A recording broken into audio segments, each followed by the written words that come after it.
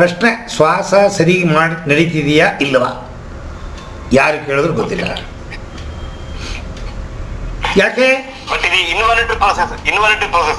ಯಾಕೆ? ಯಾಕೆ? ಯಾಕೆ? ಸಂಕಟ ಬಂದರೆ ವೆಂಕಟರಮಣ. ಸಂಕಟ ಬಂದರೆ ವೆಂಕಟರಮಣ. ಏನು ಸಂಕಟ? ಶ್ವಾಸಕ್ರಿಯೆಯಲ್ಲಿ ಸಂಕಟ. ಅಯ್ಯೋ ಗಾಳಿ ಹಿಡ್ಕೊಂತು, ಹೊರಗೆ ಬರ್ತಾ ಇಲ್ಲ, ಹಿಡ್ಕೊಂತು, ಡಾಕ್ಟರ್ ಹತ್ರ ಹೋಗ್ತೀವಿ. ಅಯ್ಯೋ ಗಾಳಿ ಹೋಗ್ತಾ ಇದೆ, ಒಳಗೆ ಹೋಗ್ತಾ ಇಲ್ಲ, ಹೊರಗಡೆನೇ ಹೋಗ್ತಾ ಇದೆ, ಅಯ್ಯೋ ಅಯ್ಯೋ, ಡಾಕ್ಟರ್ ಹತ್ರ ಹೋಗ್ತೀವಿ. ಸೊ ಪ್ರತಿಯೊಬ್ಬ ಡಾಕ್ಟ್ರು ಭಗವಂತನ ರೆಪ್ರೆಸೆಂಟೇಟಿವ್. ಅವ್ರು ರೆಪ್ರೆಸೆಂಟೇಟಿವ್ ಆಗಿದ್ದಾರೆ ಡಾಕ್ಟ್ರುಗಳು. ಏನು ಮಾಡೋಕ್ಕಾಗಲ್ಲ, ಅವ್ರವ್ರು ಮಾಡಿದ ತಪ್ಪನ್ನು ನಾ ಹೇಳೋದಿಲ್ಲ. ಕಾಂಪೌಂಡ್ ಮೇಲೆ ಪಕ್ಕದ ಮನೆಯವ್ರದ್ದು ಗೊತ್ತಿದ್ರು ಹೇಳ್ತೀವಿ, ಹಂಗೆ ಗೊತ್ತಿದ್ರು ಮಾಡ್ತಾರೆ ತಪ್ಪು. ಸೊ ಇದು ನೀವು ಹೇಳಿದಂಗೆ ಇನ್ಫಿನಿಟು, ಇದಕ್ಕೆ ಎಂಡಿಲ್ಲ. ಡೆತ್ತು ಬರ್ತು, ಬರ್ತ್ ಡೆತ್ತು, ಬರ್ತ್ ಡೆತ್ತು, ಎಂಡೇ ಇಲ್ಲ, ನಡೀತಾ ಇದೆ. ಈ ಶ್ವಾಸ ಅಂತನ್ನೋದು ಭಗವಂತ ಕೊಟ್ಟಿದ್ದ ಒಂದು, ಅಮ್ಮ ಅಪ್ಪ ಕೊಟ್ಟಿದ್ದಲ್ಲ. ಅಮ್ಮ ಅಪ್ಪ ಪಿಂಡವನ್ನು ಕೊಡ್ತಾರೆ. ಹಾಗಾದರೆ ಎದೆ ಬಡ್ತಾ ಇದೆಯಲ್ಲ ಮಗುಗೆ ಒಳಗಡೆ, ಎದೆ ಬಡ್ತಾ ಇದೆ, ಶ್ವಾಸಕ್ರಿಯೆ ನಡೆಯಲ್ಲ. ಅಮ್ಮ ಮಾಡಿದ ಶ್ವಾಸ ರಕ್ತದಲ್ಲಿ ಮಿಕ್ಸ್ ಆಗಿ ಆ ಆಕ್ಸಿಜನ್ ಮಗುಗೆ ಹೋಗುತ್ತೆ ಅಟ್ಟೆ, ಅದು ಶ್ವಾಸ ಮಾಡಲ್ಲ. ಡೆಲಿವರಿ ಆದಾಗ ಯೋನಿಯಿಂದ ಹೊರಗಡೆ ಬಂದಾಗ ಫಸ್ಟ್ ಶ್ವಾಸ ಭಗವಂತ ಕೊಡ್ತಾನೆ.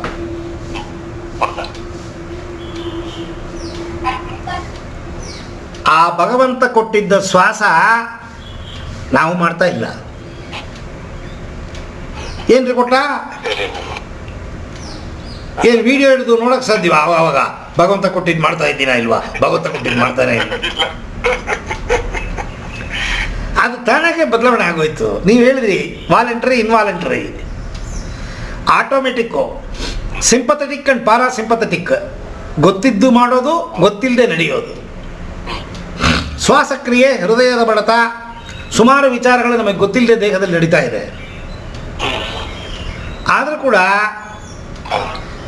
ನಮ್ಮ ದಿನನಿತ್ಯ ಶೈಲಿ, ಜೀವನದ ಶೈಲಿ ಬದಲಾವಣೆ ಆಗಿರೋದ್ರಿಂದ ಇವುಗಳನ್ನು ನಾವು ಬದಲಾವಣೆ ಮಾಡ್ಬೋದು. ಹುಟ್ಟುವಾಗ ಬಿ ಪಿ ಇತ್ತಾ? ಇಲ್ಲ. ಯಾಕೆ ಬಂತು? ಯಾಕೆ ಬಂತು? ನಡವಳಿಕೆ ಸರಿ ಇಲ್ಲ. ತಿನ್ನೋದು ತಿನ್ನಬೇಕು, ತಿಂತಾ ಇಲ್ಲ.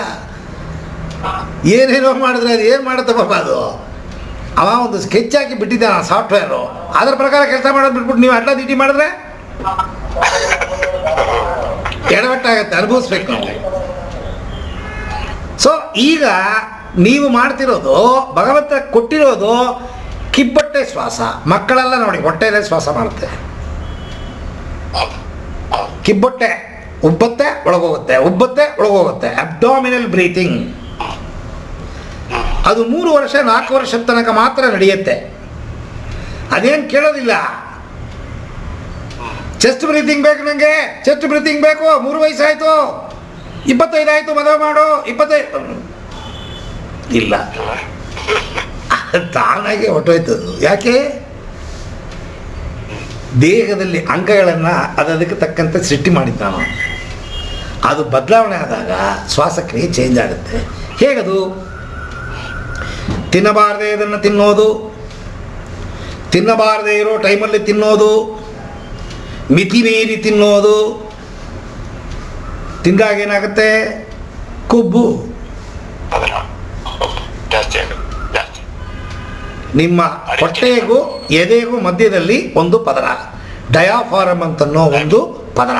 ಆ ಡಯಾಫಾರಮ್ ಕೆಲಸ ಏನು ಅಂತಂದರೆ, ನೀವು ಗಾಳಿಯನ್ನು ತಗೊಂಡಾಗ ಹೊಟ್ಟೆನ ತಳ್ಳುತ್ತೆ ಕೆಳಗಡೆ, ಜಾಗವನ್ನು ಮಾಡಿಕೊಟ್ಟು ಪ್ರಪಂಚ ಶಕ್ತಿ, ಪ್ರಾಣಶಕ್ತಿ ಮತ್ತು ಪಂಚಭೂತಗಳನ್ನು ಒಳಗೆ ಅಬಂಡೆಂಟ್ ಕ್ವಾಂಟಿಟಿ ಕಳಿಸುತ್ತೆ. ರೋಗ ಬರದೇ ಇರೋಂಗೆ ನೋಡ್ಕೊಳ್ಳುತ್ತೆ. ಸೆಲ್ಲುಗಳನ್ನು ಶಕ್ತಿಯುತವಾಗಿ ತನ್ನ ಚಟುವಟಿಕೆಯನ್ನು ಮಾಡೋಂಗೆ ಮಾಡಿಕೊಳ್ಳುತ್ತೆ. Abdominal breathing. ಅದಕ್ಕೆ ಯೋಗಿಗಳು, ಸಂತರು, ಸನ್ಯಾಸಿಗಳು, ಸಿದ್ಧರು ಯಾರು ಯೋಗಾಭ್ಯಾಸ ಮಾಡ್ತಾರೆ, ಪ್ರಾಣಾಯಾಮ ಮಾಡೇ ಮಾಡ್ತಾರೆ. ಆ ಪ್ರಾಣಾಯಾಮದಿಂದ ಫಸ್ಟು ಆರೋಗ್ಯ ಕಾಪಾಡುತ್ತೆ. ಈಗೇನಾಗೋಯ್ತು, ತಿಂದು ತಿಂದು ತಿಂದು ಪಾಪ ಅದಕ್ಕೆ ಜಾಗ ಇಲ್ಲ. ಯಾವುದಕ್ಕೆ? ಹೊಟ್ಟೆಗೆ. ಹೊಟ್ಟೆಗೆ ಅದೇನು ಮಾಡುತ್ತೆ, ಜಾಗ ಎಲ್ಲಿದೆ? ಡಯಾಫಾರಮ್ ಮೂವ್ ಆಗ್ತಾ ಇದೆ ಅರ್ಧಡಿ. ನೋಡುತ್ತೆ ಹೊಟ್ಟೆ, ಇಲ್ಲಿ ಅರ್ಧಡಿ ಗ್ಯಾಪ್ ಇದೆ, ಹಾಲಿನ ಬೆಲೆ ಜಾಸ್ತಿ ಮಾಡು, ದುಡ್ಡು ಸಿಗತ್ತೆ. ನೋಡ್ದ? ನೀರಿನ ಬೆಲೆ ಜಾಸ್ತಿ ಮಾಡು, ದುಡ್ಡು ಸಿಗತ್ತೆ. ನೋಡ್ದ? ಎಲ್ಲೆಲ್ಲಿ ದುಡ್ಡು ಸಿಗತ್ತೆ, ಪೆಟ್ರೋಲು ಎಲ್ಲ ಏರಿಸ್ತಾ ಹೊಟ್ಟೆ ತುಂಬಿಸ್ಕೊ. ಹಾಗೆ ಅಕ್ಕಪಕ್ಕ ನೋಡ್ಬಿಟ್ಟು ಆ ಜಾಗವನ್ನು ಹೊಟ್ಟೆ ಹಿಡ್ಕೊಂಡ್ಬಿಡ್ತು. ಡಯಾಫಾರಮ್ ಮೂವ್ಮೆಂಟು ಕಮ್ಮಿ ಆಗೋಯ್ತು. ಡಯಾಫಾರಮನ್ನು ಚೆಸ್ಟ್ ಹತ್ರ ತಳ್ಳಿಬಿಡ್ತು. ನೀವು ನೋಡಿರ್ಬೋದು,